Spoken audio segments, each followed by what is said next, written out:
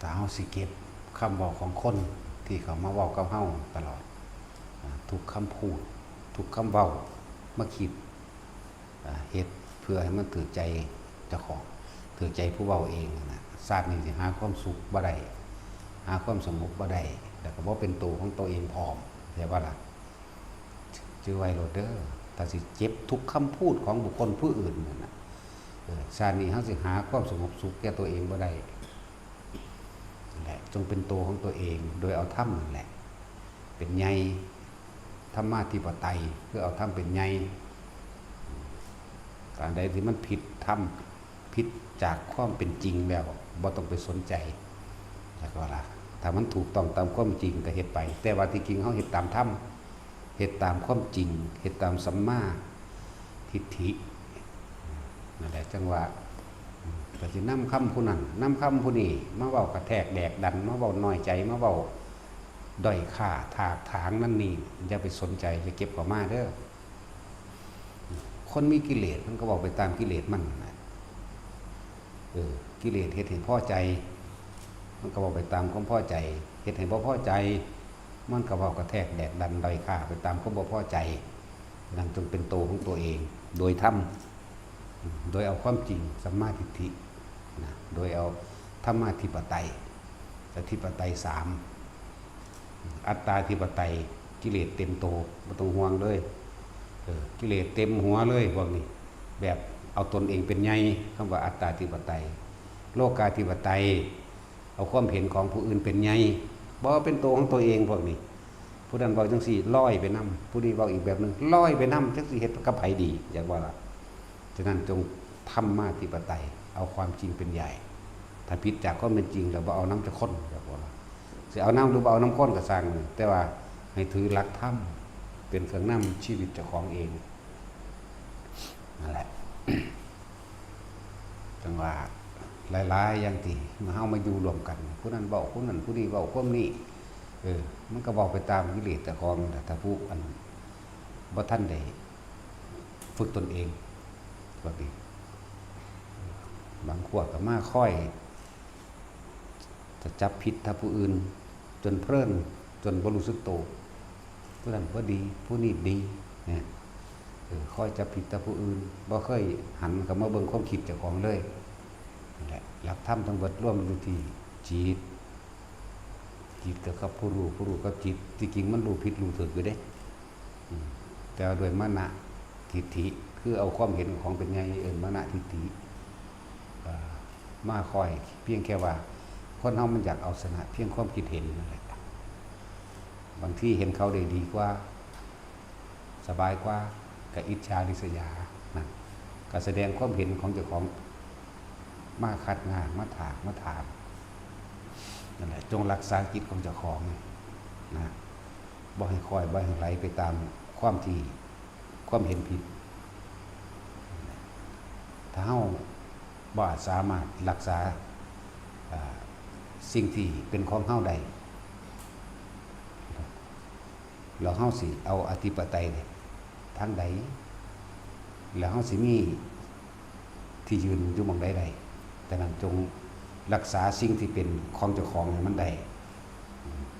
แต่บ่รักษาของเจ้าของมันได้แล้วเฮาสิไปยืนอยู่หม้องใดในโลกนี้มันบ่ล่ะถ้าสิเว้าเรื่องออกไปกว้างๆแน่เรื่องของโลกคนเฮาก็มี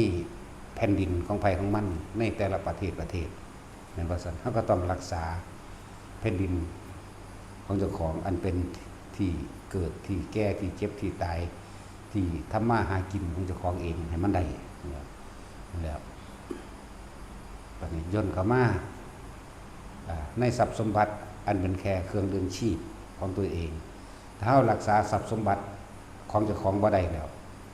แล้วเฮาสิมีหม้องยืนอยู่ไสบ่มีเด้ผู้นั้นก็ถากถางผู้นี้ก็เบียดเบียนย้ายไปเรื่อยๆจนว่าบ่มีแผ่นดินสิอยู่นั่นล่ะเรื่องของประเทศเฮาก็จำเป็นต้อง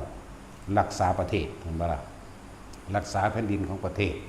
ถ้าบ่มีแผ่นดินมันก็ตั้งประเทศบ่ได้เด้เห็นบ่ติคือว่าแหละพวกเฮาบ่ได้มองออกไปกว้างไกลปานนั้นคนบางกลุ่มบักใหญ่ๆบ่มีคำว่าประเทศที่อยู่ย้ายไปเรื่อยสร้างความเดือดร้อนไปเรื่อยเห็นบ่ล่ะ นั่นสั้นแหละย้ายไปเรื่อยเด้พวกนี้ ที่จังโลหิงญาหรืออหยังไปจังซี่นาเขาบ่มีแผ่นดินอยู่เด้นั่นทั้งที่เขาอยากมีสิตายแต่ว่าเวลามันนานมาแล้วจนมาถึงปัจจุบันก็เลยเป็นแผ่นดินแต่ละแผ่นดินเขาก็ตั้งเป็นประเทศของไปของมันแล้วเนาะอเมริกาเขาก็รักษาประเทศเขารัสเซียเขาก็รักษาเขาไทยเขาก็ต้องรักษาไทยของเจ้าของเองลาวเขาก็รักษาของลาวตัวนั่นแหละว่าถ้าเฮาบ่ไปแย่งชิง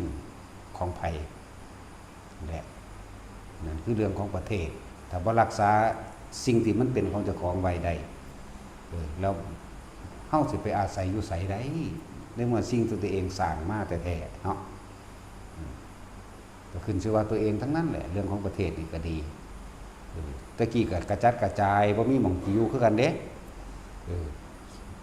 พระนเรศวรพระเจ้าตากเด้เป็นผู้ก่อกู้มาพระเจ้าพระนเรศวรก่อกู้เป็นรูปเป็นร่างไว้จักว่าเป็นรูปเป็นร่างไว้แล้ว แต่ว่าความมั่นคงบ่ทันได้แก่นสารนั่นบ่ล่ะบ่ทันได้ถึงแก่นสารพระเจ้าตาก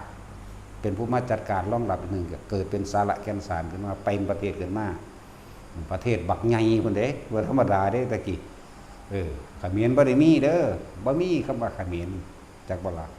นั่นก็เป็นประเทศไทยมาแตะเก่าก่อนนะนั่นแหละการล่าต่อมาเป็นยุคการล่าอาณานิคมคือล่าเอาแผ่นดินกันนั่นแหละอาวุธเฮาสู้บ่ได้ราชการที่5เพิ่นก็จำต้องแขนขาดเป็นธรรมดาเพื่อแลกหยังเอาแลกอธิปไตยคือความเป็นใหญ่ในสิ่งที่เจ้าของมีเข้าใจบ่นี่นั่นแหละคือการรักษาประเทศรักษาจุดใหญ่ไว้นั่นแหละจึงว่ารักษาในสิ่งที่ตัวเองมีไว้ให้มันได้แล้ว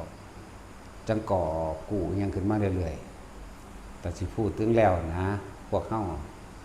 แล้วก็ลูกหลานเหลนหล่อนเพิ่นมาเบิดนั่นแหละบ่แม่นคนอื่นคนไกลร่วมต่อสู้กันมาเบิดนั่นแหละพออยู่ดีกินดีแล้วมันก็เลยสู้กันเองบัดนี้เนาะคือวัดเฮานี่แหละพอแต่อยู่ดีกินดีแน่จังน้อยพอสินั่นแน่นั่นเริ่มเอากันระบาดนี่เริ่มอิจฉาริษยากันระบาดนี่เนาะเริ่มผู้นั้นจังสั่นผู้นี้จังซี่มีเส้นเนาะมีเส้นแน่มีนั่นแน่ไปได้บัดนี้นั่นแล้วเบิ่งตอนเขาต่อสู้เนาะเพราะว่าหลายคนบ่เห็นหลวงพ่อตอนมาตั้งใหม่ๆเนาะถางป่าอยู่ปัจจุบันนั่นแหละทั้งถางเองปลูกเองรดน้ำเองหม่องใดมันหกลุยหม่องหันแหละอยากก็ล่ะว่าซั่นสิเว้าให้ฟังบ่ยายล้มถางไปน้ำพ่นเฮาน่ะให้ไปนำเลยอยู่เฮาบ่ได้เครียดเนาะยายล้มเจ้าเป็นหยังวะหิวข้าวบ่วะบันคุดปลูกบางอันบางนี้มีแต่ดินแข็งแก่นเด้พวกมะไลกับมะไลอยู่เพราะสำนันเด้อยากว่าล่ะพวกกันนั้นพวกความเห็นต่างก็คือดอกมะไลกับไลอยู่30 กว่าเทื่อหรือ40ปุ่นละไปมันก็ถือไลมาเลยแต่ว่าพวกเขาก็มีความอดทนมีความเพียรพยายามของเขาในตัวเขาเองเพราะว่าเขาบ่ได้เฮ็ดน้ำเขาเขาเห็นน้ำพระพุทธเจ้าเข้าใจว่าล่ะเขาเอาทำเป็นไง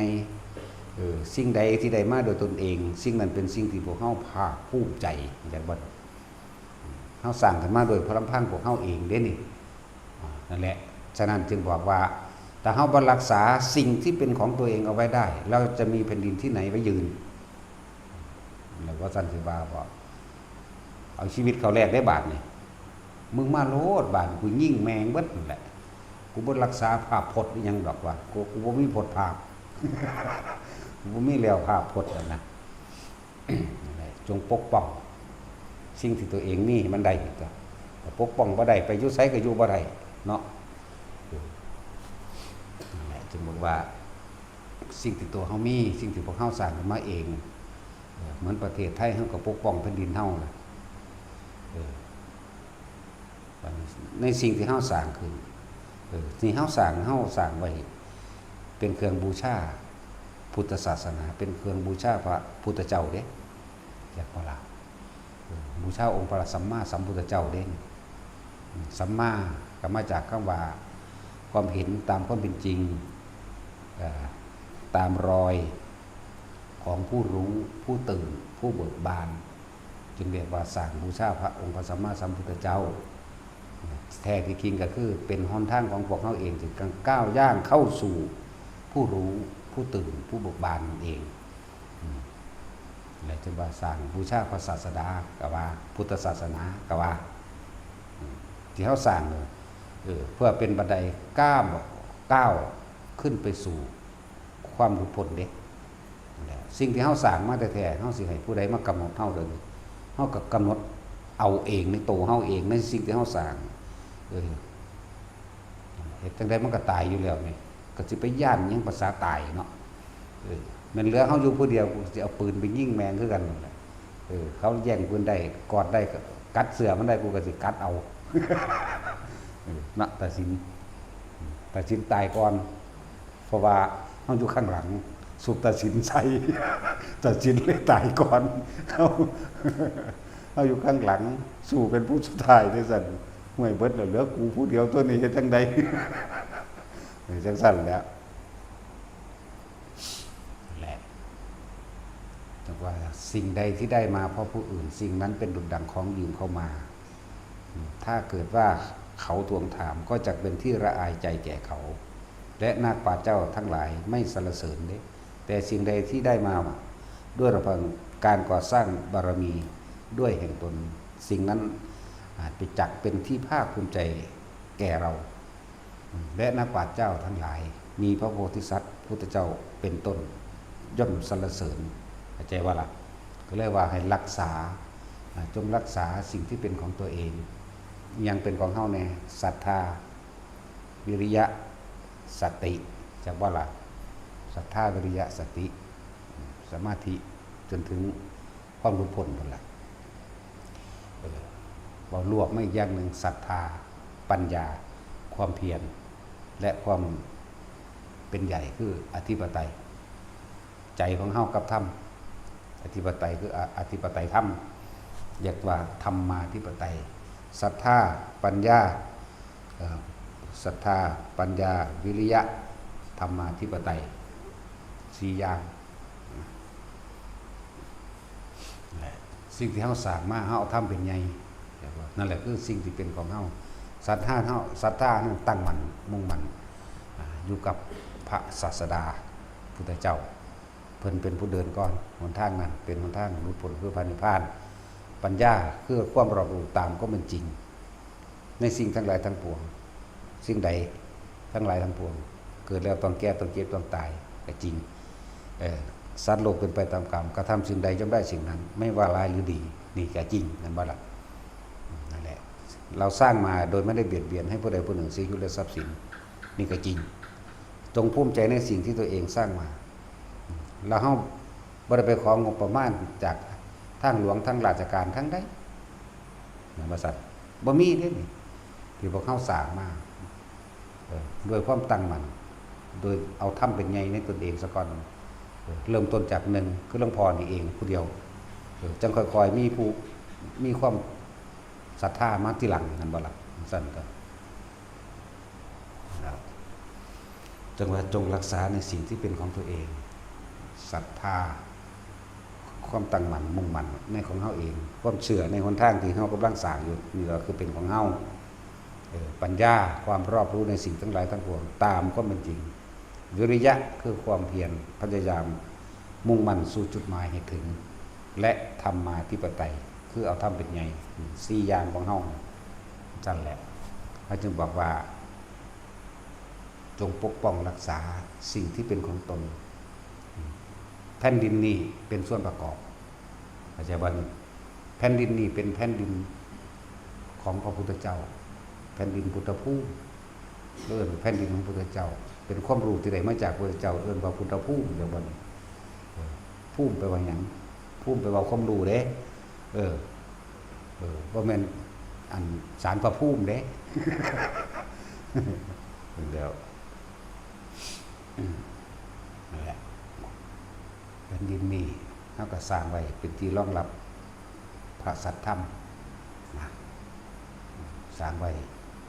เพื่อเป็นที่พักพิงพึ่งพาและอาศัยของหมู่คนยากทั้งหลาย ดูพวกเจ้าบ่ยากบ่มีแต่คนถูกคนยากเบิดละอยู่ดีแม่นบ่นั่นแหละคนถูกคนยากได้แล้วมันเห็นธรรมมันเห็นความจริงเนาะคนบ่ถูกบ่ยากคนมีแต่ความสุขมันบ่ได้เห็นความจริงเด้มันบ่เห็นธรรมเด้ผู้ใดเห็นถูกผู้นั้นเห็นธรรมผู้ใดเห็นธรรมผู้นั้นเห็นเราตถาคตใช่ว่าล่ะและจงรักษาหนทางแห่งตถาคตความเป็นเช่นนั้นตถาคตมันเป็นจังซั่นของมันเฮาจึงรักษาตัวนี้สละทานร่างกายใส่แห้งทานเงินของตัวเองพอนี่คือวัตถุภายนอกเขาทานอยู่แล้วนะอาหารยารักษาโรคขนมที่อยู่อาศัยตลอดทั้งกำลังแรงกายแม้กระทั่งชีวิตที่สุดอยู่แล้วท่าน3อยู่แล้วทานปารมีทานอุปปารมีและปรมัตถปารมีแม้ถึงเอาชีวิตเขาแลกให้อยู่แล้วศีลกับปรมัตถะเนคขมะกับปรมัตถะไล่ไปเลยอย่างละ3มาเลยวายตัวคนเลยมั่นใจในสิ่งที่ตัวเองทำเพราะอย่างการที่พวกเขากระทำอยู่นี่ไม่ไปทำร้ายเบียดเบียนให้ผู้ใดผู้หนึ่งเสียชีวิตและทรัพย์สินทั้งมนุษย์และอมนุษย์เลยนั่นแหละบ่ให้สรรพสัตว์ใดๆมาตกมันดีเลยพอซอยเหลือแนวใดๆก็ซอยไปตั้งว่าให้ทุกคนรักษาสมบัติของตนคือศรัทธารักษาศรัทธาแห่งตนเองเพราะศรัทธานี่บ่มีผู้ใดเฮ็ดให้ใครได้ตัวเองต้องสร้างขึ้นมาเองจะต้องรักษาเองแม่นบ่ความคิดความเห็นความเชื่อต่างๆไม่มีใครบังคับใครได้นอกจากตนจึงรักษามันไว้ปัญญา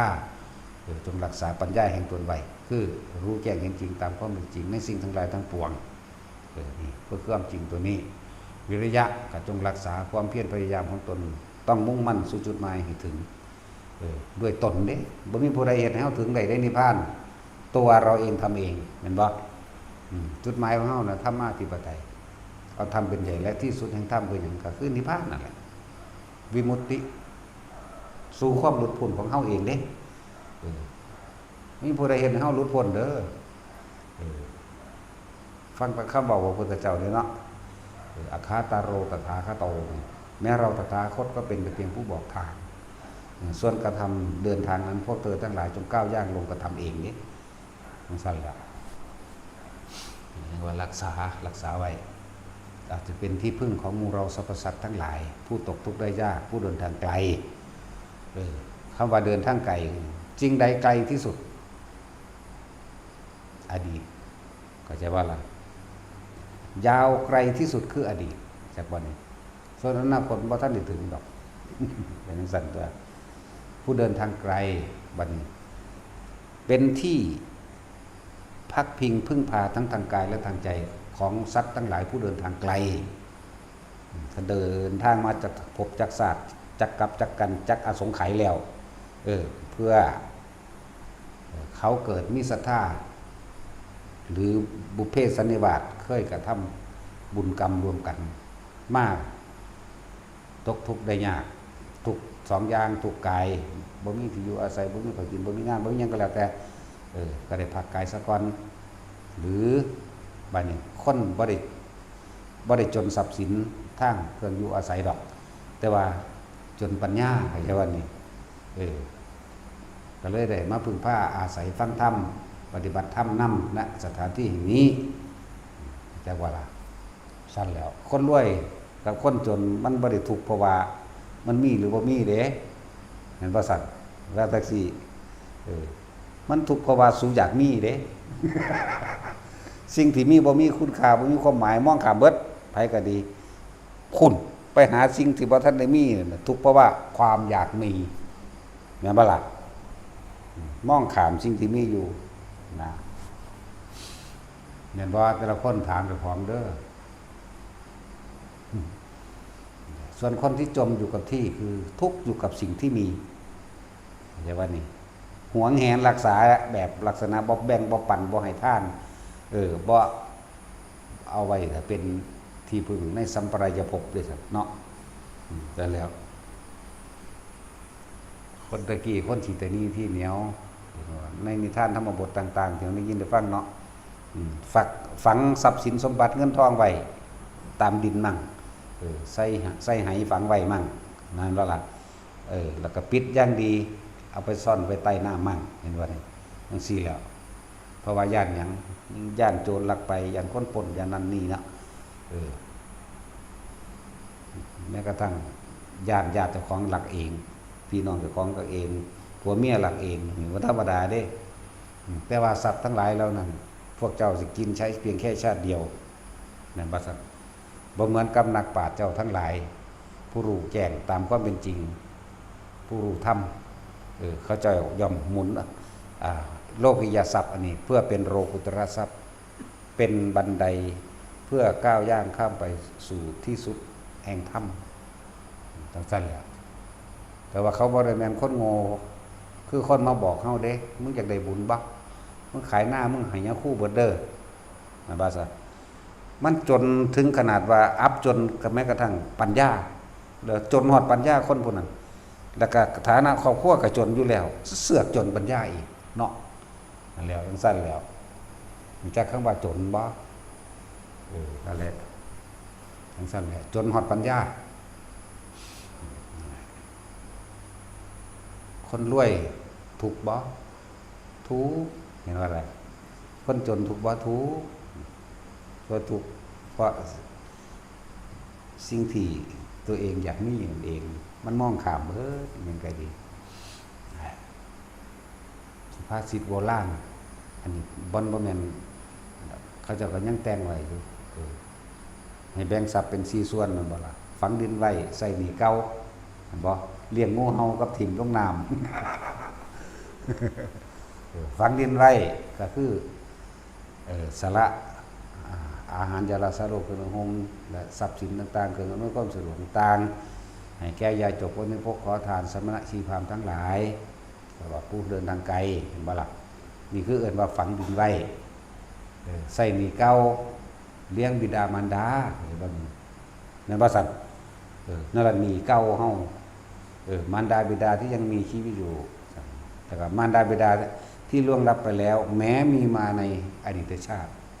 นั่นใส่หนี้เก่าใส่ยามใดล่ะก็เฮาเวลาเฮามาทำบุญทำทานเฮาก็อุทิศส่วนผลทานผลบุญให้เพิ่นตัวนั่นเอิ้นว่าใส่หนี้เก่าจังซั่นตัวเลี้ยงงูเห่าเด้แท็กซี่มึงมีบ่งูเห่าเคยบ่ล่ะเงินทรัพย์สมบัติที่เฮาหาได้มาก็ให้เขาเป็นผู้เก็บผู้เขารักษาเห็นบ่ล่ะส่วนเฮาสิได้มาก็พอแห้งอยู่แต่ว่ายังกูสิขอใส่อยู่ที่เนาะเช็คเบิดทุกบาทเนาะจังซี่เห็นว่าเอาไปใส่หยังว่าอะไรเอิ้นว่าเลี้ยงงูเห่าแต่ไปมันก็กัดเจ้าแล้วแม่นบ่สัตว์มันก็ตอดเจ้าอยู่นั่นแล้วลองเบิ่งแม่อีหลีได้แล้วเลี้ยงงูเห่ามันก็มีทั้งงูเห่าตัวผู้ตัวเมียเด้บ่แม่นแต่เขาเป็นงูเห่าบ่เปรียบเทียบเอาแต่ผู้หญิงเป็นงูเห่าเด้ผู้ชายก็เห่าคือกันนี่ซั่นล่ะทิ้งลงน้ำหมายถึงซื้ออยู่ซื้อกินตามความจำเป็นจากว่าล่ะเอาแค่ว่ายังอัตภาพไม่เป็นไปแก้โรคหิวจังซี่นะแล้วเพิ่นเอิ้นว่าฝังดินไว้ใส่หนี้เก่าเลี้ยงงูเห่าทิ้งลงน้ำแน่แต่นักปราชญ์เจ้าทั้งหลายย่อมหมุนเปลี่ยนแปลงเพิ่นบ่ได้ใส่แต่ศาสตร์นี้แต่เพียงศาสตร์เดียวทรัพย์สมบัติทั้งหลายเหล่านี้ย่อมแล้วเปลี่ยนแปลงกายเป็นบุญเพื่อสิใส่เป็นปรโลกหน้าคำว่าปรโลกหน้าเกิดจากคนไปสู่คนก็ได้แต่ว่าสิ่งเหล่านี้มันก็นำไปคือเก่าก็เป็นก็เฮาเป็นผู้ให้ทานมันสิไปของไผเดี๋ยวนี้เห็นบ่ล่ะเหมือนกรรมทั้งหลายนั่นแหละเฮาเป็นผู้เฮ็ดเองเฮาก็ต้องได้รับมันเองบ่ว่าดีบ่ว่าเลวเนี่ยก็ได้รับมันเองอยู่แล้วนี่ก็เหมือนกันนั่นแหละเป็นนึกว่าบุญเป็นที่พึ่งของสรรพสัตว์บาปก็เป็นที่พึ่งของสรรพสัตว์คือกันเด้ตัวเองทำเองตัวเองต้องรับเองแต่ว่าบ่ได้ใส่คนบ่ค่อยนิยมเว้าเรื่องบาปก็เป็นที่พึ่งเด้เจ้าเฮ็ดเองเจ้าก็จะเป็นผู้เฮ็ดเองเจ้าก็ไปพึ่งพามันเองเจ้าก็ไปรับของมันเองคือเก่านี่ล่ะแล้วที่บอกว่าบุญเป็นที่พึ่งบอกคือว่าอุทิศบุญหรือว่าอุทิศบาปไม่ได้มันเป็นอย่างที่อุทิศบ่ได้มันไผสิเอาบ่ล่ะความจริงมันเนาะหอบไฟมาเอาหับไฟถอยแน่กูก็แล่นหนีเพราะกูได้กูเอาเด้เนาะบุญก็อุทิศได้ทั้งนั้นแหละอุทิศมันแปลว่าหยังให้ แปลว่าให้บาปก็ให้ได้ แต่ไผจะเอาล่ะกูก็บ่เอาเด้กูเอาแตะบุญทันเด้เนาะว่าหาแตะอุทิศก็ได้เด้บาดนี้แนวบาปยากหยังเห็นเขาได้ดีเนี่ยอิจฉาเขาล่ะเย่โลด ปากบิดปากเบี้ยวกันล่ะค่อยแต่กระแนะแซะกันล่ะนี่แล้วสั้นแล้วจะเขาได้ดีหรือเขาบ่ได้ดีแซะกันอยู่เพราะสำนันโดยเฉพาะอยู่ในวัดเฮานี่แหละเนาะวัดเฮาตัวเฮาเห็นแต่ในวัดเฮาวัดอื่นเฮาบ่เห็นมั้ยแม่นบ่ซั่นแต่แซะตะกันอยู่หั่นแหละโอ้ยแซะไปนรกเบิดนั่นแหละขยันเว้ารถหน้าขยันคิดขยันแต่งรถหน้าอันพวกแซะตะมูนั่นเนาะนั่นแหละพวกเข้าใจแล้วพวกเข้าใจในคำที่บอกอยู่นี่อย่าไปเก็บทุกคำพูดของคนที่คอยกัดกร่อนกัดแซะจากบ้านนี่ถ้าไม่เป็นไปตามธรรมทิมให้เบิดถ้าเฮาจะเก็บทุกคำพูดของคนแต่ละคนไม่ว่าดีหรือร้ายก็จังเข้ามาไว้กับตัวเองโลกนี้ไม่มีที่อยู่แน่แม่นบ่ล่ะแต่เฮาสิเก็บทุกคำพูดสิบ่เป็นประสาทตายสิบ่เป็นบ้าตายบ่อยู่บ่ได้เด้บ้าตายล่ะจังซั่นล่ะถ้าสิเก็บทุกคำเว้าของคนมาใส่ใจบ่ฮู้ว่ามันสิไปเอาไว้หม้องใดคือกันเพราะว่ามันสิเต็มจักรวาลหรือบ่ว่าตะโลกเนาะคำเว้านี่สิ่งที่ทำง่ายที่สุดคือการติฉินนินทาง่ายสุดอันนี้บ่ได้ออกแห้งเนาะแม่นบ่ล่ะสิ่งที่ทำยากคือการยกยอผู้อื่นยากพวกนี้นอกจากคนที่เป็นนักปราชญ์แน่นั่นแหละเหมือนกันแหละก็พวกอุทิศบุญอุทิศบาปอย่าบ่ล่ะบาปมันเกิดขึ้นง่ายๆนี่เด้เห็นเขาทำดีเฮ้เพราะฉะนั้นแหละเฮ็ดเอาหน้าบาปบ่ได้นั่นเท่านี้นึงเด้ล่ะบ่หาตะกล่าวคำอุทิศขอบาปนี้จงถึงแด่เธอบ่ว่าเด้บาปอกุศลทั้งหลายที่ข้าพเจ้ากระทำมาจงถึงแด่สรรพสัตว์ทั้งหลายนี่มันสิมีผู้เอาอยู่บ่เดี๋ยวนี้มันบ่มีเด้แต่มันเกิดขึ้นในโตผู้นั้นแหละคือจะเล็กจังซี่แหละค่อยก็จับผิดแต่ผู้นั้นผู้นี้ซ้อมความผิดผู้อื่นจะเล็กกันเลยรุ่นแรกสิตกนรกก็บ่รู้เด้ เนาะจะเล็กรุ่นแรกนรกมันมีอยู่แค่8นึงเด้เจ้าสิอาจสิอยู่32ก็ได้ มานี่อยู่บ่ได้ตามันเห็นมันซอกๆๆนี่คั้นปากคั้นใจขึ้นมาจังนั้นล่ะนั่นแล้วให้ไปสกัดเสาะผู้อื่นดูๆโลดไปก็ดีส่วนนักปราชญ์เจ้าทั้งหลายสลัดถิ่นเบิดไม่ว่าดีหรือร้ายดีก็บ่เอาเด้สิบอกให้ร้ายก็บ่เอาดีก็บ่เอาอยู่แล้วให้รู้ให้ท่านเด้เฮาสิไปเก็บเอาทุกอย่างบ่ได้เด้แต่ว่าสิ่งใดที่ผิดหลักธรรมถิ่มเบิดขนาดติดดีมันก็ยังเวียนไปแต่เกิดเป็นทุกข์คือเก่าแม่สิเอาอีหยังอีแม่ใหญ่เฮาสิริมหามายาสิรินี่เป็นความดีอันประเสริฐสูงสุดโลกนี่เทียบบ่ได้แล้วคำว่าสิรินี่จักบ่แต่ว่าเจอมหามายาเห็นบ่มหาก็แปลว่ายิ่งใหญ่อยู่แล้วมายามาจากคำว่ามารยานั่นเองถือความดีหลอกลวงเป็นผู้ยึดติดในความหลอกลวงในความดีนั่นเองติดในความดีอันเป็นความดีให้หลอกลวงและบ่พ้นจักเทื่อเห็นบ่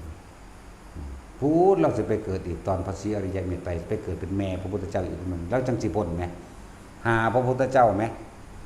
โอ้ยมันออกลูกแต่น้อ พอภาษาเฮาโอ้ยเป็นหีเขี้ยวเนาะ วางได้ก็ได้ตัวแม่กูคือกันแหมเนาะ กันแล้วนั่นแหละดีก็บ่ให้เขามาถือไว้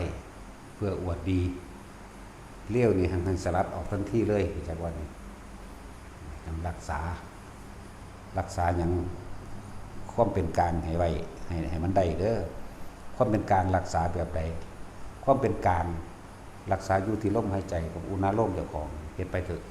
นี่แหละคือความเป็นกลางมันบ่มีดีบ่มีเลวแล้วมันเป็นอุเบกขาแล้วเพื่อสิไหลเข้าไปสู่ตอนที่เฮาทรงฌานเจริญฌานอุปาทิกิเลสเกิดบ่ได้มันคมไว้จากวันนี้อุปาทิกิเลสสิ่งที่จะอุบัติขึ้นมาอีหยังละอุบัติก็กิเลสนั่นแหละกิเลสม่านขันธม่าน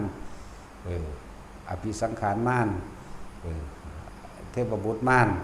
จังซี่นะมัจจุราชม่านนี่ตอนเฮาคมมันไว้แล้วนี่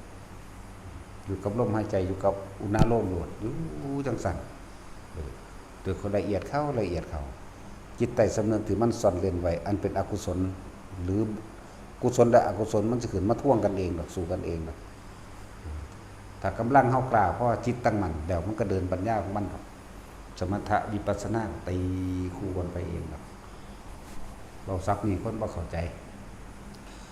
คำว่าจิตตั้งมั่นก็เอาแค่ความรู้สึกอยู่ในเรือนแห่งกายอยู่ในความรู้สึกแห่งกายเด้อจิตตั้งมั่นแม้นความคิดที่คิดไปอย่างเราว่าแนะนำไว้สิสอนยอดมันเลยทีเดียวก็บ่ได้ต้องเอาขั้นต้นขั้นกลางและขั้นยอดมันจะบ่ล่ะสิสอนบอกยอดเลยการกระทำอย่างต่ำแต่ผู้ทำอย่างสูงมันบ่ถูกก็จะบ่ล่ะคือยังบอกคนยากหยังโดดขึ้นไปย่างทีเดียวมันจะไปโดดได้บ่ความจริงมันบ่ล่ะคำเว้าธรรมะอย่างสูงแต่ว่าการกระทำคำพูดนั้นต่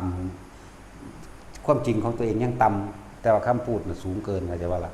เขามองบ่เห็นคือบอกว่ามี2ระดับเด้อที่เขาบอกมี2ขั้นตอนแรกคุ้มซะก่อนสตินึกถึงลมหายใจกับอุณาโลมความรู้สึกอยู่กลางหน้าผากนี่แต่คล่องแล้วมันขึ้นหัวมั่งหน้าอกมั่งก็แล้วแต่นั่นแหละอยู่จังซี่มันคิดหนีมันถ้าความรู้สึกนี่หายแสดงว่าความคิดของเฮาไปหาตั้งอยู่นำผู้นั้นผู้นี้แล้วไปคิดถึงคนนั้นสัตว์นั้นสิ่งของนั้นเรื่องนั้นเรื่องนี้ไปแล้วกลับมาบังคับก่อนเด้อกิเลสบังคับจนเกิดความเคยชินซะก่อนเอาจนมันชินแต่สิพูดถึงหลวงพี่ดง3 ปีพุ่นเด้บ่บอกก็ไปหลวงพี่ดงเราสิคุมบ่ให้ออกจากกายเลยเด้ความรู้สึกเรานี่เข้าใจว่านี่เราสิอยู่หน้าผากมั่งอยู่กลางหัวมั่งอยู่กลางอกมั่งเวลามันคิดออกไปเนี่ยเราดึงเข้ามาปั๊บมันเริ่มต้นลมปั๊บตัวนี้ขึ้นปั๊บแล้วก็แซ่อยู่นั่นแหละแช่อยู่ในความรู้สึกแห่งกายเลื่อนแห่งกายอยู่จังสี่แล้วสิคุมมันคุมไปคุมมาคุมไปนี่บัดนี้บทมันสิเป็นเองบัดนี้ความรู้สึกอยู่ความรู้สึกมันอยู่ในตัวเองเด้จากที่มันเคยอยู่หัวอยู่หน้าผากอยู่หัวนะมันเคลื่อนมาอยู่ระหว่างทำกลางอกโล่งไปเบิดนี่ใช่ว่าล่ะเดินนี่ร่างกายนี่เบาไปเลยเด้ปานคนยางบ่ติดพื้นหมดเด้ความคิดไปอยู่อีกหม่องนึงได้บัดนี้แต่ว่านี่มันเป็นเองเฮ็ดไปเถอะแล้วมันสิเป็นเองดอกเฮาเป็นผู้รู้ผู้ดูเฉยๆดอกบัดนี้นั่นแหละปากเวลามาทำวัดบัดเวลาว่าทำปากนี่สวดมนต์บ่ผิดจักโตความคิดไปนี่บ่ได้สนใจความคิดนะ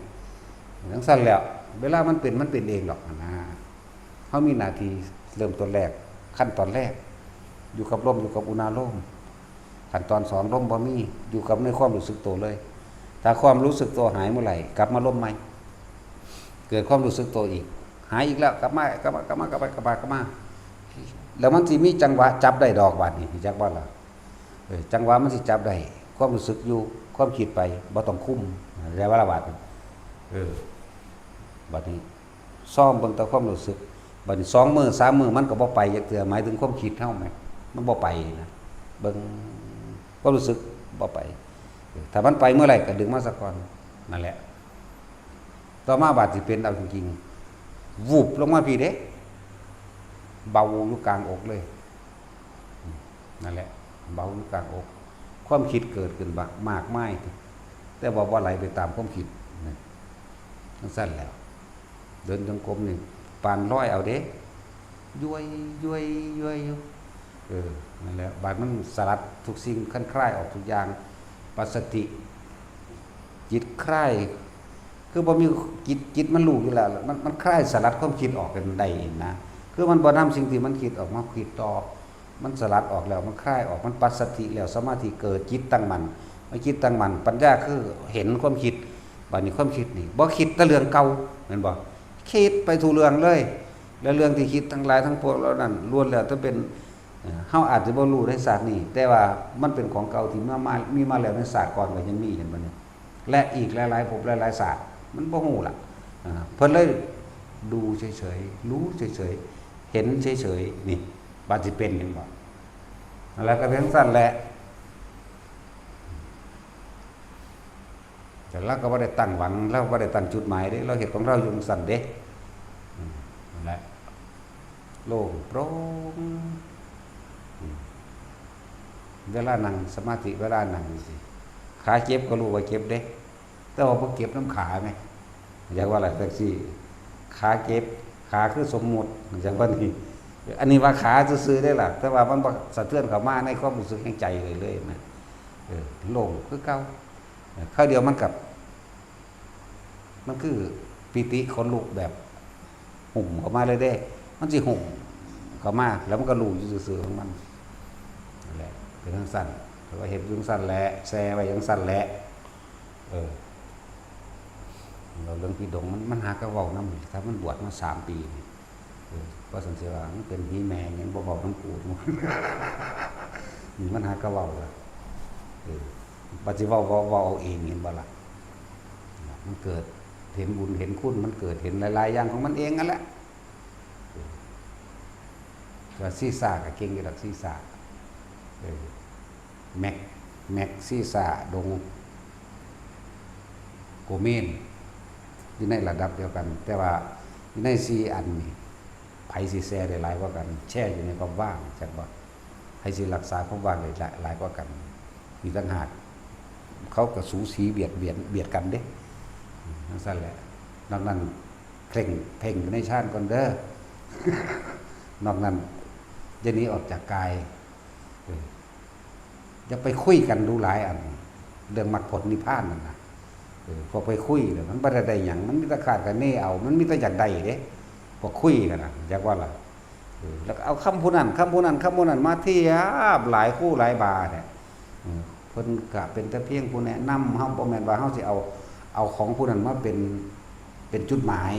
หรือเอาคำผู้นั้นผู้นี้มายืนยันตัดสินผิดหรือถูกเด้เขาบ่มีผิดบ่มีถูกเลยในช่วงระหว่างเขารู้แล้วนะถ้าเว้ากันอาจารย์องค์นั้นเขาเว้าจังซั่นซั่น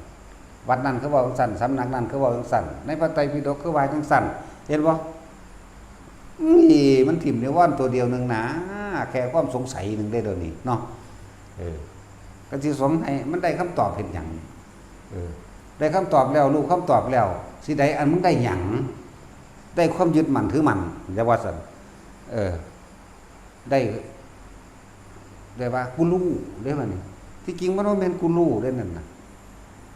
แล้วมันไปถือเอาคำของผู้อื่นมันไปถือเอาคำตอบจากผู้อื่นนี่บ่ได้แล้วไปยึดได้บัดนี้แต่ผู้ใดเว้าขัดหลักการนี้ศูนย์ใส่กันนะจังซั่นแหละนอกนั้นก็อย่าออกจากความรู้สึกแห่งกายเพราะมันทรงเป็นบ่ได้ละทรงชาติรักษาอาการตัวนี้ไว้รักษาความรู้สึกที่มีอยู่ในเรือนกายแห่งตนใดนะผู้อยู่หัวก็อยู่ผู้อยู่บนหรือลงกลางหัวก็สร้างผู้ที่วาบมาหน้าอกนี่ก็สร้างเรียกว่าคือโกเมนเลยมีแต่ความโล่งๆโปร่งๆอยู่กลางอกดงก็เป็นแล้วเห็นบ่เป็น2 มือมั้งเวลามันเป็นเห็นว่าล่ะบัดมันให้มันก็ให้ของมันเองเลยมันบ่ได้ให้เด้มันผ่อนมันคลายมันบ่เคยพบเคยพอมันเลยแสดงความรู้สึกออกมาทางกายเป็นแบบนั้นเข้าใจว่านี่เดินจงกรมให้อยู่ผู้เดียวนั่นแหละแต่ว่าภาษาโลกเนาะมันสิเห็นบุญเห็นคุณเห็นความลึกซึ้งเห็นนั่นแหละจิตเห็นจิตแล้วมันนั่งเป็ดนั่นเองดอกนี่แหละวิธีมันก็เลยเฮ็ดไปจะไปหาหลัดเอาแต่คำเว้าของผู้อื่นหลายคือบ่เฮ็ดเอาให้ตนเองเจ้าของมันที่วานละเอียดที่ยิบคักก็ได้อันที่บอกให้นั่นว่าซั่นเหลืออยู่เฉพาะตัวเองเฮ็ดเอาเองนึงเด้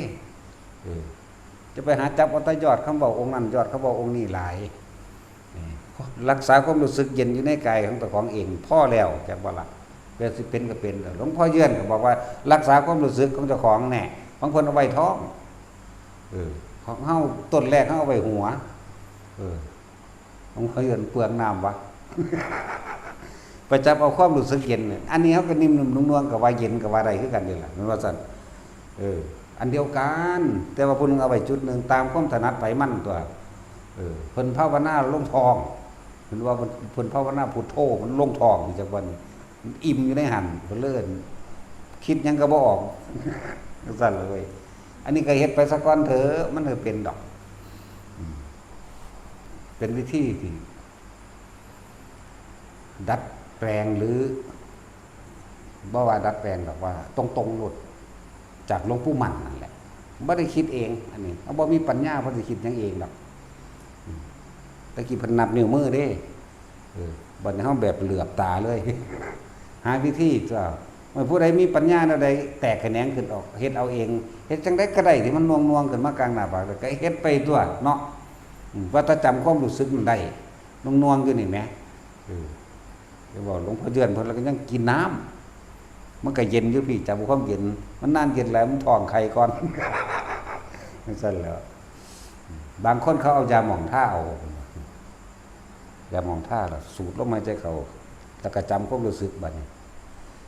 บัดนี้บ่ได้จำยากดอกมันเป็นแล้วเป็นนิ่มๆน่วงๆเย็นๆในกระดานหน้าผากก็ยังว่าอยู่มันจะเป็นเย็นๆลึกๆในกระดานหน้าผากนี่เป็นจุดตั้งต้นของมันต่อมาก็จับเอาความรู้สึกนี่ไว้แต่ก็อาศัยลมสะกอนที่เฮาฝึกแบบมื่นตาเฮาบ่ได้ให้หลับตาคนมันใส่ชีวิตแบบมื่นตาหลายกว่าหลับตาก็ได้มื่นตาก็ได้แต่ว่าอยากให้แบบมื่นตามันจึงสิบ่หลงไหลไปกับนิมิตต่างๆที่มันเกิดนิมิตรูปภาพต่างๆเรื่องราวต่างๆนิมิตเสียงนิมิตกลิ่นมันจังบ่ได้สงสัยความสงสัยน่ะคือนิวรณ์กังวลว่านั่นคืออะไรร้ายหรือดีกังวลสงสัยอยากได้คำตอบแต่รับตาน่ะเขาเดียวกับขนลุกวื้อขึ้นมามื่นตาหลดเด้ผีบ่หลดนั่นสงสัยแล้วข้ามบ่ได้แต่ไปพอใจแต่จากแบบสงบเงียบปุ๊บนั่นกามฉันทะอาจจะบ่นี่บ่แม่นแต่เรื่องรูปรสกลิ่นเสียงเด้คำว่ากามฉันทะนี่ความพอใจในความสงบก็เอิ้นกามเด้ตัวความพอใจในความสงบตัวความพอใจตัวอยากตัวกามมันน่ะรู้จักบ่ล่ะตัวนี้แล้วตัวนี้ตั้งหากบางที่เห็นบ่เพิ่นเว้าสงบก็เอาไม่สงบก็เอาเห็นบ่ล่ะสิไปวิเคราะห์อีหยังอีกเพิ่นให้รู้สึกโตได้ความหมายเพิ่นแต่ว่าล่ะนั่นแหละหรือว่าบัดนี้ไปเถียงกันคำของเพิ่นเอาเถียงกันเอาความเห็นแต่ของสรุปเป็นไงเดี๋ยวเถียงกันนั่นแหละเฮ็ดไปตามวิธีที่เฮาถนัดนี่แหละถ้าสิเว้าเรื่องถนัดเบิดเด้เนาะแท็กซี่มโนมยิทธิเคิงกำลังก็ได้เต็มกำลังก็ดีกสินก็ได้อสุภะก็ได้รูปฌานอรูปฌานหมายอาหาเรปฏิกูลสัญญาอานาปานสติถ้าก็มาลงสุดท้ายตรงอานาปานสติตัวมันง่ายมั้ยเนาะสิไปหาตัดมือผู้ใดมาให้อสุภะแบบกะเลวกะอยู่นี่เนาะสิไปหากระดูกมาเพ่งอธิกัจจอธิกังนั่นบ่เนาะได้เรื่องหลวงตาตอนหลวงตาเพิ่นสอนให้เพิ่นสอนเรื่องอสุภะมึงก็นึกคิดจินตนาการเข้าไปในเนื้อในหนังในกระดูกมึงหั่นตัวนี่เว้าซ้ำนี้นึงเด้ปีนึงแล้วเฮากับบัดนี้ก็เริ่มไปจับคำว่าโอเคสาผมลงมาคนนาคาเล็บตันตาฟันตะโจนังมังสังเงินอาหารุนาติกระดูกอธิมันจังอยู่ในกระดูกจินตนาการเอาเด้ที่แรกจากบ่ล่ะอันเดียวจังซั่นตัวปิดตั้งน้ำดีเส้นน้ำสลดปุโพน้ำเดือนตังน้ำเลือดเส้นตัวน้ำเงินเมโทน้ำมันก้นอสุน้ำตาวาสาน้ำมันเลวเกโลน้ำลายสังขารการน้ำมูกมุตังน้ำมูด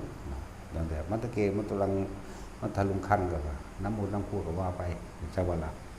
มันสั้นแล้วเว้าอยู่เดี๋ยวนี้เห็นเดี๋ยวนี้ได้นี่แต่ผู้อื่นบ่เห็นน้ำจักบ่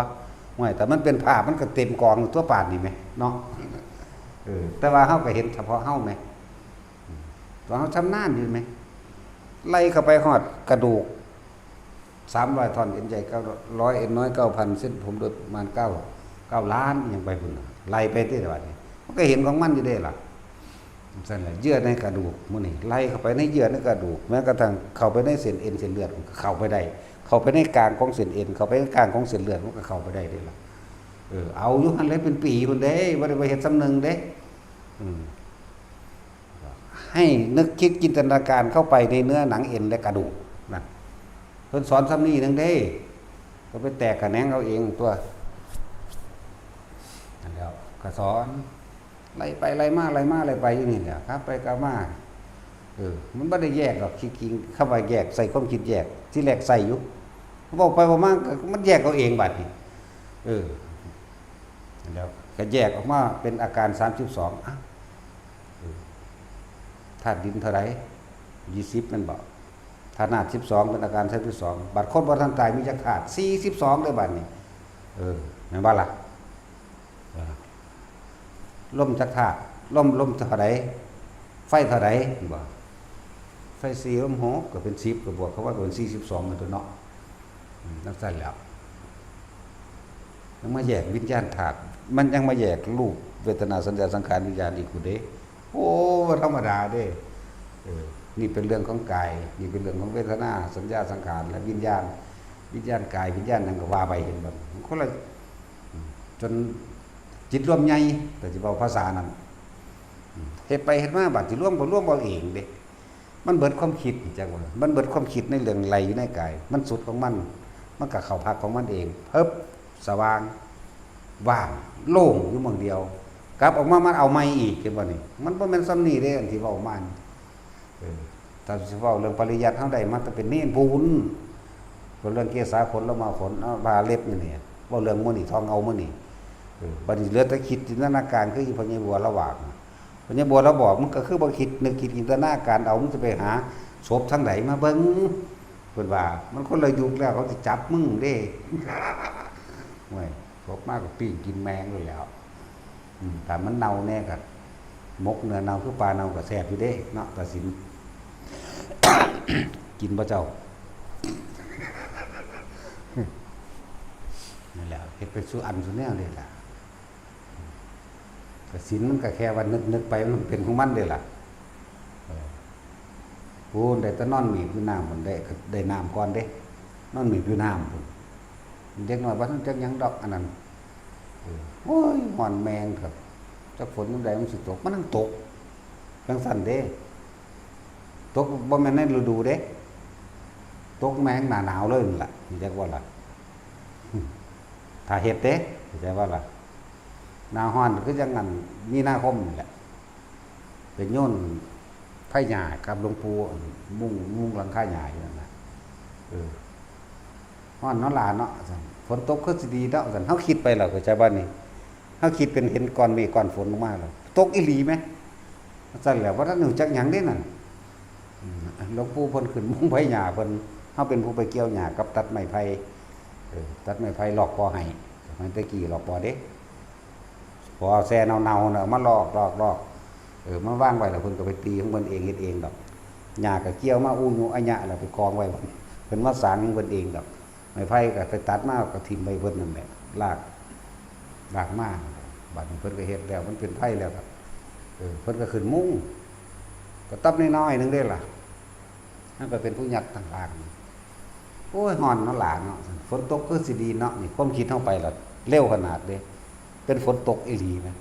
แต่ของก็ได้แล่นหลบฝนเจ้าของนี่ล่ะแต่ว่าเพิ่นบ่หลบเด้เพิ่นก็มุ่งๆเฉยอยู่มันสั่นก็มีเด้ก็เย็นอีหลีพร้อมเด้นั่นแหละที่มันเป็นอันอื่นๆแล้วบ่ยากบ่ก่อนสิไทยก็เป็นดอกแต่กสินล่มนี่เบิ่งบ่เข้าใจมีแต่เพิ่นสอนเห็นลมพัดปลายไผ่บ่ก็เบิ่งไปเสือกเป็นเก่ากันอยู่เข้าใจว่าล่ะเห็นบ่เพิ่นลมพัดปลายไผ่อยู่นี่เห็นบ่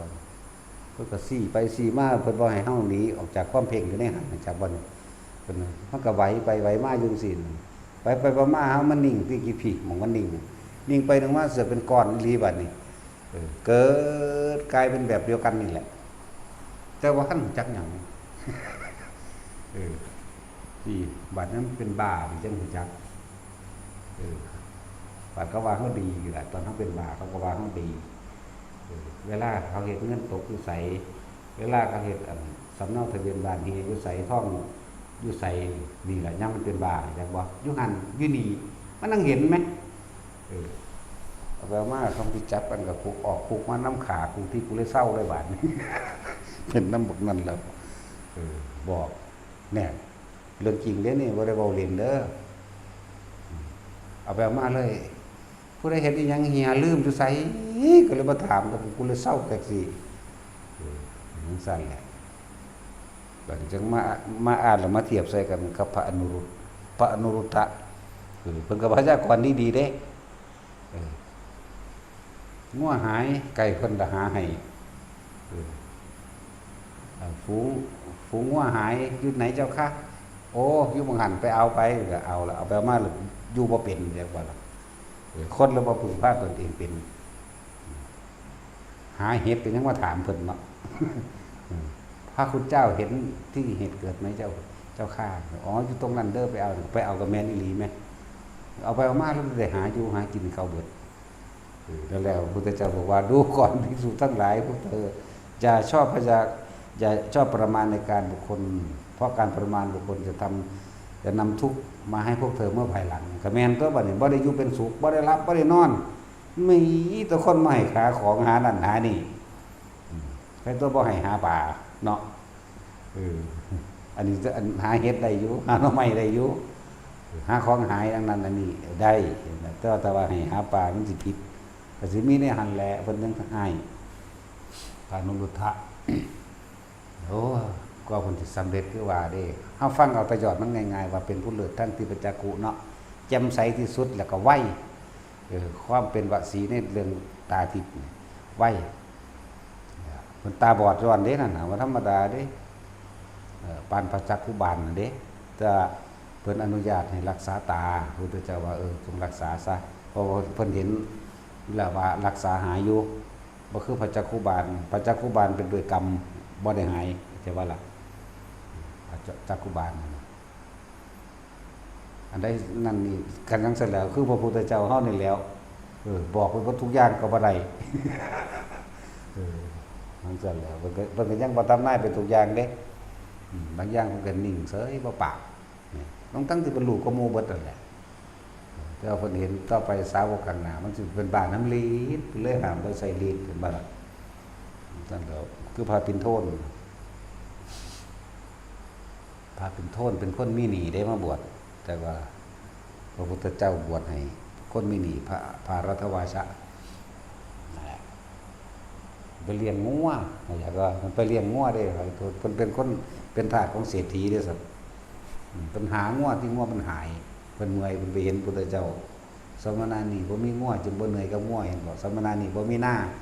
จึงบ่เมื่อยกับสิ่งที่มีก็ว่าไปนั่นแหละพุทธเจ้าก็แสดงธรรมให้ฟัง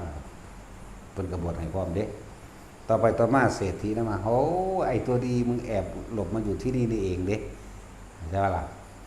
พระรัตวาชะนี่แหละจะว่าคนมีหนี้บวชได้บ่ได้ แต่แล้วซุมื้อจะเข้าสิวางได้เนาะบ่ได้คือเก่าของเฮาเอาน้ำมันเก่าเว้ยเฮาบ่ได้เอาของใหม่วินัยใหม่บ่มีเด้พระพุทธเจ้าบอกโอ้ถ้าเพิ่นสิมาจดเท่าได้ดีมันสิว่า3ล้านข้อเพิ่นบอก เนาะแล้วก็เอาตามของเก่ามันนั่นแหละคนถึกจ้างไปให้บวชมีบ่แท้จริงนั่นแล้วพระเจ้าพิมพิสารจ้างเมียเพิ่นไปบวชเองให้ไปที่ละเป็นแสนพุ่นเด้ครั้งที่1ก็รับอยู่ครั้งที่2รับอยู่ครั้งที่3บรรลุเว้ยบ่เอาฮอดค่าจ้างคืนให้เบิดเห็นบ่ล่ะนั่นจ้างไปฟังธรรมจากพระเสนมื้อนี้จ้างผู้นั้นผู้นี้ไปฟังธรรมอยู่เลยจ้างไปจากมาเขาบรรลุธรรมที่เขาก็คืนทรัพย์สมบัติให้เบิดมันสั่นล่ะมีนั่นแหละคือจังพระพุทธเจ้าไทยนี่ให้พระอันปิ่นโทนนั่นแหละตถาคตได้ไทยให้แล้วนั่นเด้อล่ะใช่แล้วนี่เบิดทุกอย่างอิหยังก็สร้างว่าถ้าเป็นอรหันต์ได้วะเนาะเฮ็ดแม่งโลดเอาวะตัดสินเฮามาบวชได้เจ้าโอ้อันนี้ข้อขาด ปานดึงเขาล้มขาสัตว์เด้ว่าธรรมดาเด้โซขาดพุ่นเด้อว่าธรรมดาเด้มันยากกระดอได้การบวชนี่เนาะสิดึงคนมาบวชบ้าโซมึงสิไงเท่าใดมึงสิมันคงเท่าใดโซขาดแม่นว่าล่ะ รถแห่งกามเลยบ่มีหยังผูกมันก็ จักเวลามันขึ้นเหนียวขึ้นทนเลยบุเนาะเหนียวเหนียวและทนมากเด้ในเวลาเอาเพื่อสิยอมรับว่าเด้อทุกอย่างเกิดขึ้นจากความพอใจในรูปรสกลิ่นเสียงนี่เด้แต่เฮาสิเบิ่งต้นกำเนิดของว่าคนเริ่มเสพกามมาแต่ใดก็ต้องอาศัยหลักอาคันตสูตรเริ่มต้นกำเนิดโลกใหม่เห็นบ่ล่ะแต่ถ้าเป็นสัตว์น้ำอยู่กินงวนดินเบิดแล้วแผ่นดินก็งวดขึ้นดินน้ำลมไฟยังประกอบกันเข้าแล้วแผ่นดินก็ฟูขึ้นหลายขึ้นหลายขึ้นหลายขึ้นก็เริ่มขึ้นข้างบนขึ้นบนบกเริ่มเป็นรูปร่างกายวัตกิว่ามีหญิงมีชายดอกพระนั้นมีเสพยังกันการเวลานั่นเขายังไปจับเบิ่งของกันจังเริ่มเสพกันเองก็เลยติดใจในรูปรสกลิ่นเสียงนี่บัดนี้ติดใจไปจังเริ่มมีการสร้างบ้านจังเริ่มมีการเก็บกักอาหารจังเริ่มมีการหลักการพ่นกันกี่ได้บัดนี้นี่ก็ยังสั้นแล้วเริ่มจากไสสัตว์อันอื่นสิอยากมาเกิดเมื่อไผแล้วก็ต้องเกิดในท้องเด้เพราะงวนดินมันเบิดแล้วอาศัยเกิดในท้องบ่แม่นแต่ท้องนั่นเด้คนก็คนขึ้นมาเลยเด้ง่วก็ง่วขึ้นมาเลยควายขึ้นมาเลยลิงก็ลิงไปเลยเด้ไปตามอำนาจกรรมของเพิ่นมันจะบ่ล่ะบ่ได้พัฒนาวิวัฒนาการดอกพวกฝรั่งมันเขียนมาคิดตัวว่าคนนึงวิวัฒนาการมาจากลิงว่าซั่นแล้วลิงพวกเก่าก็บ่เบิดซั่นเนาะแม่นบ่ซั่นแล้วป่าวิวัฒนาการมาจากใส่ง่วนั่นควายนั่นเป็ดนั่นเต่านั่นมันคือบ่วิวัฒนาการเป็นแนวอื่นซั่นเนาะแต่ว่าแต่สิมันเชื่ออยู่บ่อันว่าแล้วลิงพวกเก่าก็ยังอยู่คือเก่าลิงก็มีตั้งกว่า12ชนิดพุ่นตัวเนาะหลายลิงก็ดอกนี่คนก็ยังมีหลายชนิดโดยเฉพาะเฮาบ่รู้อีกมนุษย์สเปโตนี่ชนิดที่1คนโลภพวกมีจิตใจเป็นเปรตแต่ว่าร่างกายมนุษย์นั่นบ่ซั่นมนุษย์สนิริยโตพวกคนพาลสันดานหยาบพวกนี้สัตว์นรกมนุษย์เทโวนี่หายากเนาะก็ใช่แล้วมนุษย์เดรัจฉานูนี่4ประเภทนั่นแหละก็ยังมีหลายประเภทลักษณะนั้นทุกอย่างมีต้นเหตุมาจากกามเด้อไปก็ดีตะกี้บ่ทันได้มีหยังดอกบางพวกนั้นตายแล้วก็ไปสวรรค์เพราะความหลงจังคือความบ่รู้มันยังคุ้มไว้อยู่แต่ว่าบ่ทันได้เฮ็ดบาปเฮ็ดกรรมมันยังไปยังบ่ที่เหลือเท่านั้นที่พัดสัตว์ธรรมพันเกิดตายแล้วไปสวรรค์พระโพธิสัตว์จุติมาจากพรหมโลกแล้วมาเริ่มสอนให้รู้จักเริ่มมีการหลักเริ่มมีการเก็บอาหารสร้างบ้านว่านี่นั่นแหละตะกี้ก็ปนมั่วกันซะก่อนเด้คือหมานี่เด้ปนมั่วกันไปต่อมามันเลยติดใจในรูปลักษณะท่าทางของบุคคลนั้นๆจึงมีการมาสร้างบ้านหวังบ่ให้ผู้อื่นเอากูเอาผู้เดียวเข้าใจบ่ผู้หญิงก็หวงผู้ชายลำพังผู้เดียวผู้ชายก็หวงผู้หญิงลำพังผู้เดียวมีความตกลงปลงใจกันแล้วมาสร้างบ้านอยู่นำกันตะกี้เอากันไปคือหมาคือไก่นี่แหละเข้าใจบ่ล่ะแม่นบ่ซั่นหมามันก็เอาเด้อแล้วบ่ได้ฆ่าโป่งเข้ามาแต่ฆ่าโป่งอยู่แม่นหยังเนาะก็คือไก่นี่นะจังซั่นแหละนี่แหละพวกเขาเริ่มมาจากจุดนั้นถ้าผู้ใดจะขาดออกจากจุดนั้นก็ต้องหันมาเห็นโทษของกามเข้าใจป่ะล่ะต้องหันมาเห็นโทษของมันเมื่อเห็นโทษยังถึงอกถึงใจแล้วก็เริ่มมาควบคุมความคิดของเจ้าของควบคุมอยู่ในลมนี่แหละควบคุมในอุณหภูมิในความรู้สึกตัวนี่แหละจนกว่าจะเห็นความผิดที่มันไหลไปเองของมันเองจนกว่าจะเป็นแบบนั้นบอกไปใส่ดอกบอกกับวัดมันเก่านี่แหละพอหนทางที่ถึงความบริสุทธิ์ว่าตรงแล้วสั้นแล้วเร็วแล้วเฮ็ดง่ายพร้อมมันบ่กระทั่งเดียวนี้เป็นหนทางอันเอกอานาปานนาสตินิเอสาวะโกวิสุทธิยาอานาปานสตินี่มีพุทธเจ้ายกให้เป็นที่1เข้าใจบ่อันอื่นๆมันยังอ้อมอยู่เด้อาจสิเป็นหลงไหลน้ำนิมิตต่างๆน้ำเห็นผีสางนางไม้เทวดาอินพรหมยังไปเห็นภพเห็นภูมิอย่างต่างๆยังหลงไหลไปกับสิ่งหลอกไปทางนั้นนอกเนาะการนี่มันตรงแล้วล่ะมันตรงแล้วก็เลยสอนแนวนี้แหละจังว่า คนที่มีศรัทธาปรารถนาที่สิบวชอย่าไปบวชใกล้บ้านอย่าบวชในบ้านเจ้าของเองไปอยู่ใกล้บ้านบวชเอาประเภทนี้ซื่อๆมันเสียซื่อๆดอกมันจะเป็นบาปบวชเอาบาปก็มีเด้บวชกับบวชอย่างหน่อยก็มันได้บุญเพราะเป็นทุนไปในภายภาคหน้าเนาะเฮาเฮ็ดบ่ผิดถ้าสิได้บ้านเดี๋ยวก็พ่อแม่มาเดี๋ยวก็หมู่พวกมาเดี๋ยวก็น้องลงมาเดี๋ยวก็เห็นนั่นเห็นนี่กูเก็บไว้ให้อีนั่นก็น่าอีนี่ก็น่าเด้เนาะไปเห็นนั่นเห็นนี่แหละเอาอันนี้เมื่อแน่เดี๋ยวเด้มันก็สั่นมักจกเหียนเสียมเหียนมึงจังสั่นเด้สิเก็บนี่ไว้ให้กันถ้าอยู่พี่มันไกลจังสั่นแหละเงินและทองเฮาก็บ่ได้ให้จับบ่ให้ถือเฮาสิถือเอาผู้เดียวสั่นแหละบ่ให้ถือเงินบ่ให้เก็บเงินจับนั่นนี่จับอยู่แต่ว่าโดยข้อมาจากใดมาเป็นส่วนตัวบ่ให้มีบ่ให้มีเอามาไว้แต่ใส่ส่วนร่วมเป็นของกลางของสงเคราะห์เป็นของกลางหลวงพ่อสิจับเอาผู้เดียวพวกเขาก็จับอยู่ดอกแต่ว่าบ่แม่นจับเพื่อสิเอาเป็นของตนคนละอย่างกันเงินก็บ่ได้สะสมมันบ่ได้สะสมภาวินัยก็เฮ็ดเหมือนกันจึงว่าเน้นย้ำว่าภาวินัยแต่เฮาศึกษาเดียวกันแล้วก็ทำเหมือนกันแล้วมันไม่ได้เถียงกันดอกนอกจากเอาความเห็นแก่ตัวของตัวออกมาเถียงเห็นไหมล่ะความคิดเห็นส่วนตัวออกมาเถียงกันเพื่อเอาชนะความเห็นซึ่งกันและกันสั่นถึงว่าบ่ได้มาตั้งกฎระเบียบอยังอื่นอีกเด้ภาวินัยเพิ่นตั้งไว้ให้แล้วเฮาสิมาตั้งแทรกซ้อนว่าหยังเนาะนอกนั้นก็เหลือแต่ว่าอารมณ์ความรู้สึกในการภาวนาสภาวะปรากฏการณ์ความรู้สึกทางกายขนลุกเป็นคือหยังโยกคือหยังน้ำตาไหลคือหยังจุกอกขึ้นหายใจบ่เข้าคือหยังขนหัวลุกเนื้อกระตุกซอดล่มอยู่ในหูดังเป็นขาวๆฟิตๆแฟตๆเป็นคือกระแสไฟไหลอยู่ในนี่จังซี่คือหยังเฮาก็แก้ให้บ่ล่ะสิ่งเหล่านี้ต้องอาศัยประสบการณ์เพราะในตำราเขียนไว้แค่5อย่างนึงมันเป็น10อย่างมันบ่ได้น้อยปานนั้นเด้คืออย่างเพิ่นล่ะอุปงคาปิติเป็นดุจดังว่ากายลอยขึ้นของจริงมันลอยไปหอดน้ำ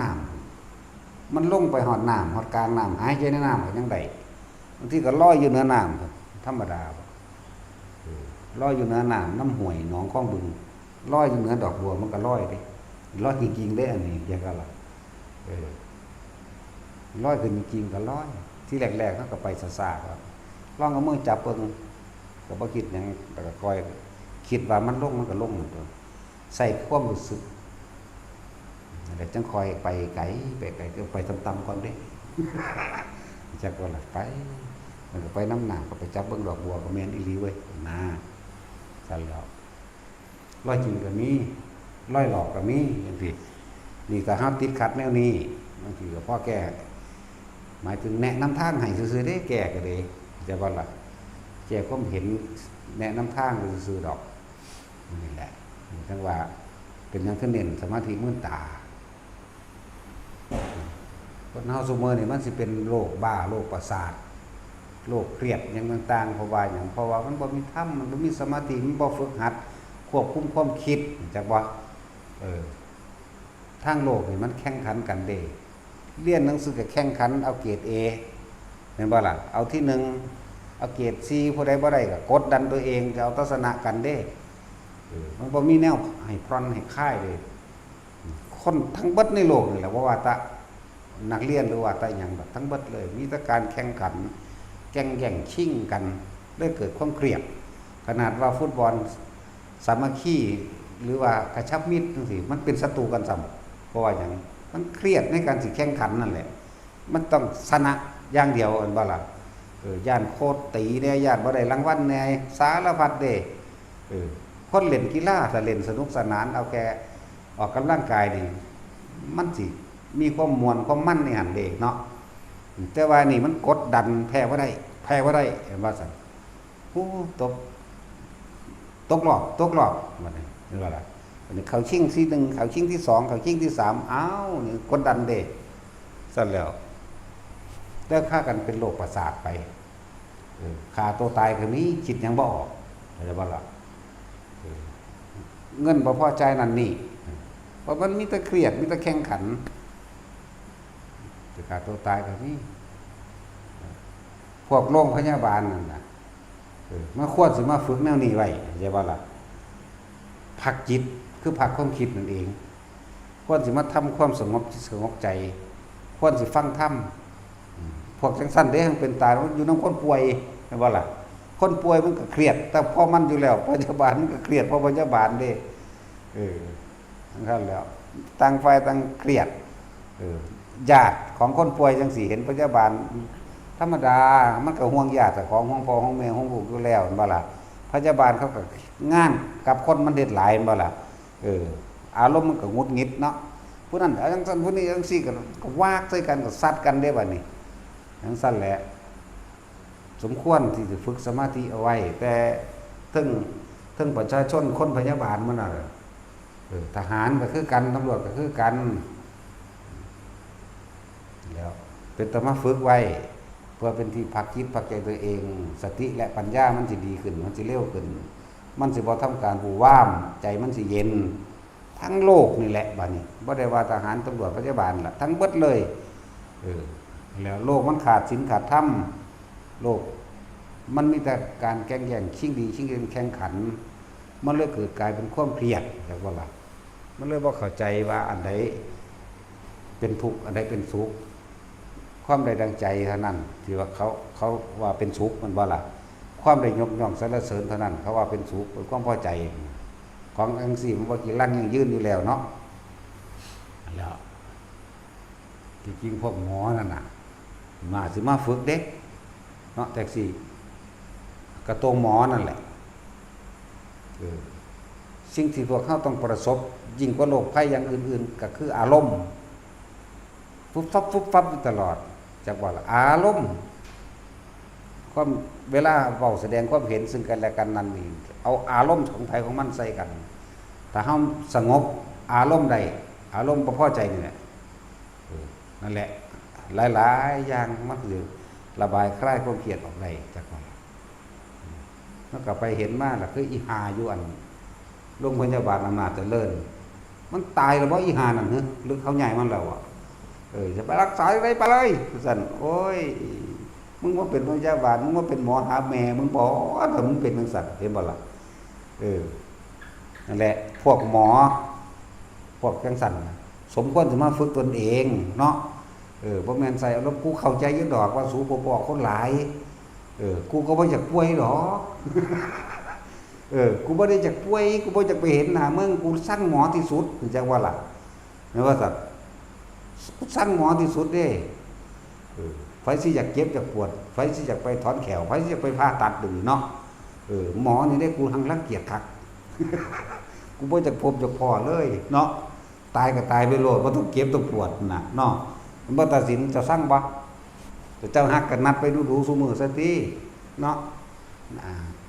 คิดถึงหมอเด้จังซี่เอาไปวัดความดันแน่ไปเจาะปากเจาะเลือดเจาะนั่นเจาะนี่แน่เนาะจักอยู่ดอกการพบปะผู้คนมันเป็นแบบนั้นอยู่แล้วแต่ว่าตัวหมอนั่นน่ะฝึกสมาธิแน่คนบ่ป่วยก็ป่วยเด้อันแต่มันไปเว้าแน่นั่นเนาะมันศูนย์คือเก่าๆที่เขาก็ได้เว้าจริงเขาก็ซื่อๆอยู่มีแต่มันเว้าผู้เดียวเด้อีห่านั่นมันสื่อวางได้เลยคือจดสื่อมันไว้ในหน้านำในหน้าสูเอามันออกซะพุ่นให้มันไปด่ากันแหลบๆกับพวกเขมรพุ่นคนจังซั่นนั่นแล้วถ้าเว้าดีเขาก็มีกำลังใจเนาะคนมันป่วยอีหลีมันสิตายอยู่แล้วจับพุ่นบายพี่โอ้ยบ่เป็นหยังดอกมันถึงมือหมอแล้วเจ้าก็เศร้าโอ้ยอันนี้ก็ดีตัวนี้อันนี้ก็ดีตัวนี้มันบ่ซั่นมันบ่ได้เป็นหยังเด้ล่ะแน่บางแท้มันเป็นสิตายบ่แห้งแล้วจับพุ่นบีบพี่แน่เว้าไปเว้ามากำลังใจมันฮึกขึ้นเด้คนเนาะอันนี้กูว่าเป็นหยังกูเลยป่วยเก่าๆซ้ํกูป่วยกูศูนย์กูจะไปขายอีห่านี่กูได้เป็นหยังนี่ล่ะกูบ่ได้เก็บพวกปานนั้นเด้ล่ะมันซั่นแล้วป่วยตัวมันสิป่วยสิไปขายอีห่านั่นกุมลุกขึ้นสิไปขามันอยู่นี่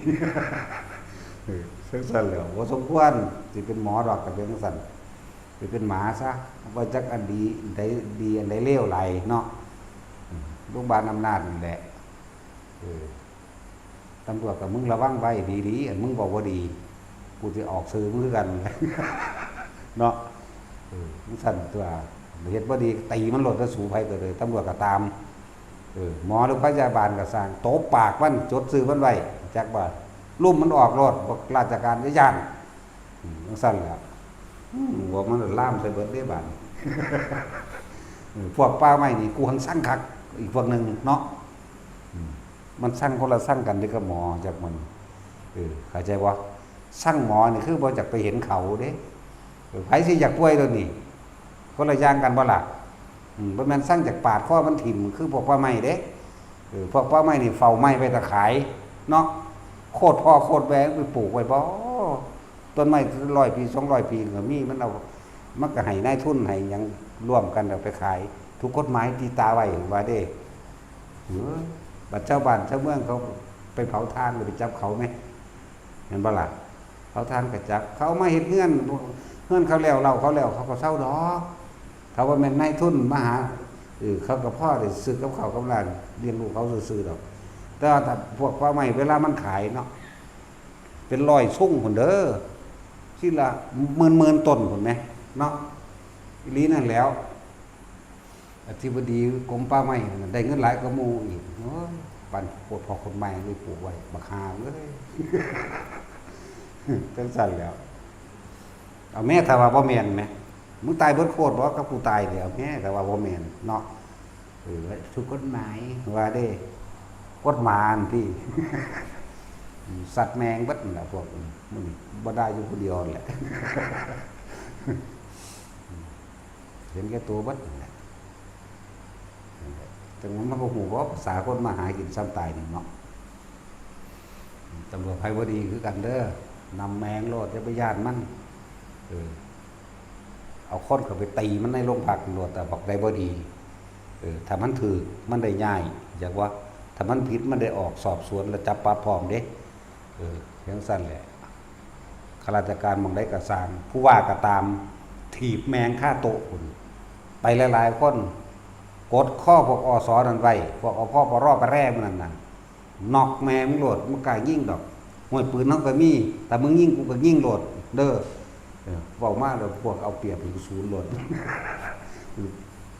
เดี๋ยวกูพากูไปตีเอาเองซั่นนะ มึงรู้จักบ่งานสุดยอดงานพระธรรม พระธรรมเลยพระทำลายร่างกาย ก็ตัดสินบ่กล้าเปิดหรือกูเปิดเอง แต่ว่าสิ่งที่เฮายืนยันคือความจริงอาจจะว่านี่ถ้าใดมันจริงมันจะรักษาเฮาเองหรอกบ่มีม่านยาแต่เอาตามความเป็นจริงนั่นแหละให้เอาความจริงเป็นใหญ่เด้แต่เฮาบ่ผิดดอกเฮาเอาธรรมนี่ได้มาสอบจากบ่ล่ะเฮาเอาธรรมมาสอบเฮาเองตรวจสอบเฮาเอาเองกฎหมายเฮาก็บ่ผิดอยู่แล้วธรรมะเฮาก็บ่ผิดอยู่แล้วถ้ามันยังมาบืนเงินนำอยากว่าล่ะเมื่อพุทธเจ้าเพิ่นประทานไม่เท่าไว้เด้อบ่แม่นว่าถ้าสิให้ไปค้ำทางเด้เพิ่นก็ไปคนปอบก็ได้เด้ เอาป้องกันโตก็บ่อ่านเบิ่งไปก็ดีเนาะไว้เพื่อป้องกันตนเพิ่นว่าโอ้ยฟาดหัวคนก็เอิ้นว่าป้องกันตนคือกันตัวเนาะทุกมื้อนี้ประชาชนเริ่มเข้าถึงกฎหมายแน่แล้วเหลือแต่ความกล้ากับญาติๆเอาหลายๆคนข้าราชการหน่วยงานใดก็สร้างรัฐบาลรัฐแดนใดก็สร้างนายกใดก็สร้างมันบ่มีแนวว่าอันกันตายดอกเนาะแต่เฮาตายโดยอุดมคติจักบ่อุดมคือสมบูรณ์คติคือทางไปอันสมบูรณ์อันบริบูรณ์คติอันเป็นสัมมาทิฏฐิพร้อมตายก็ตายเถิดไปสวรรค์ถ้าทหารเขาหลบอยู่เขายิงคนตายแต่เขาก็ยังไปสวรรค์ได้เพราะเขาบ่ได้เบียดเบียนเขาปกป้องได้บ่ล่ะนี่เฮาก็ปกป้องความจริงของเฮาเองนำนั่นแหละจังว่าวัดได้ก็สร้างเด้อแต่หน่วยงานไปทำทาไปตรวจนั่นไปตรวจนี่ลูกเต้าแล้วหลานเจ้าของอยู่บ้านเจ้าของแท้ๆปล่อยเขาไปเฮ็ดหยังเจ้าของเป็นผู้สร้างมาแท้ๆวัดว่าอารามก็เลยเนาะประกาศเอาผู้ใหญ่บ้านนั่นนี่มาปกป้องลูกเต้าแล้วหลานเจ้าของไว้ตัวคือเฮาสร้างของเฮาเองแหละ เฮาก็ประกาศเอาตัวพวกเฮาเองนี่แหละนั่นว่าล่ะมาปกป้องไว้ตัวสิผู้อื่นมาทำลายจังไดนั่นแหละที่บอกว่าถ้าเจ้าของเองรักษาสิ่งที่ตัวเองมีสิ่งที่ตัวเองสร้างเอาไว้ไม่ได้แล้วเราจะไปยืนอยู่ที่ไหนเห็นบ่ล่ะก็ต้องปกป้องไว้ตัวเอาชีวิตเขาแรกตายก็ตายต้องมันตายอยู่แล้วแม่เนาะนั่นแหละว่ามึงมาโลดบ่ได้สิมาตรวจสอบถือปืนกูแน่มึงฮู้บ่พระกูอยู่นี่มีจักตีนเห็นบ่ซั่นพระ104มีจักตีนเลี้ยงกูกำลังวัยรุ่นพร้อมเด้เลี้ยงกูอีก10ตีนมาเด้นั่นเนาะซั่นแล้วแต่ว่าจงปกปักรักษาตามความเป็นจริงโดยธรรมเพราะว่าเฮาเอาธรรมาธิปไตยเอาธรรมเป็นไงถ้าอันใดมันนั้นกฎหมายมันว่าจังได๋ก็สร้างถ้าบ่ผิดในธรรมเพราะว่าเฮาบ่ล่วงไปวินัยเฮาไปถึงกันบ่ไปหาฆ่าคนดอกมันว่าซั่นเฮาบ่ไปฆ่ายาเสพติดเฮาบ่ได้ไปเฮ็ดของผิดกฎหมายทางใดแม่แน่แต่พระวินัยเฮาก็คุมเฮาไว้บ่แห้งดอกแม่บ่ได้ไปฆ่ายาบ้ามาทางใดแต่เขาหาเรื่องความนั้นความนี้ตีแมงโลดเนี่ยบอกไว้ทุกวัดนั่นแหละเด้อแล้วย่อมนะอย่างหนึ่งมันซ่อนเล่นในศาสนาอื่นๆก็มาบุกลุกนำเข้าใจว่าล่ะพวกไทบ้านบางพวกมันบ่รู้จักหยังก็เป็นเครื่องมือของเขาเขาก็ใส่กฎหมายในแง่ราชการในแง่กรมที่ดินในแง่ป่าไม้เด้ป่าไม้สิมีแม่หยังบ่ตายคือกันนั่นแหละเนาะพาเฮาไปทุดงค์บางครั้งนี่กลับขึ้นมาว่าจังได๋ป่าไม้บ่ให้เข้าเบิ่งรุ่นกูสิให้พกปืนบ่ไปนำป่าไม้บ่ให้เข้าแล้วไปบางหม่องเก็บ30 บาทว้ายเขาบ่ได้เป็นโรคเขาสิเก็บ30 บาทรักษาทุกโรคเด้เนาะอันนี้เว้าเรื่องจริงเด้นี่เว้าแบบบ่ได้ย้านตื่นดีกว่าสมเพราะว่าเว้าความจริงแม่นบ่ซั่นพระเฮานี่แหละถือเห็นบ่ล่ะถือไล่ลงมาเว้ามาแล้วขาแมงซะว่าปกป้องตนเองเด้อปกป้องรักษาสิ่งที่ตัวเองมีอยู่แต่เฮาบ่รักษาหวงแหนไว้เฮาสิไปยืนอยู่หม้องใดนั่นบ่ครับเฮามีหยังที่อันดับต้นแรกมีพระภิกษุสงฆ์เฮามีหยังพระวินัยนี่แหละคือเฮาปกป้องพระวินัยของเฮาเองบ่แล้วก็ปกป้องธรรมในหัวใจของเฮาเองตามความเป็นจริงเด้ธรรมและวินัยนั่นแหละนี่ปกป้องนี่คือของส่วนประกอบคือวัดที่เฮาสร้างขึ้นมานี่กุฏิวิหารและที่ดินต่างๆนี่ก็ต้องปกป้องอีกคือกันปกป้องโดยธรรมโดยวินัยคือกันแต่ก็ล่ะว่าบ่ได้ให้ยอมเด้มึงเอารถถังมากูก็จะยันสติ๊กยิ่งเข้าไปในอันฝ่ายก็บอกมันก็ไปถือลูกปืนก็แตกไปมันเองดอกเนาะตัดสินเอาสวัสดีท่าน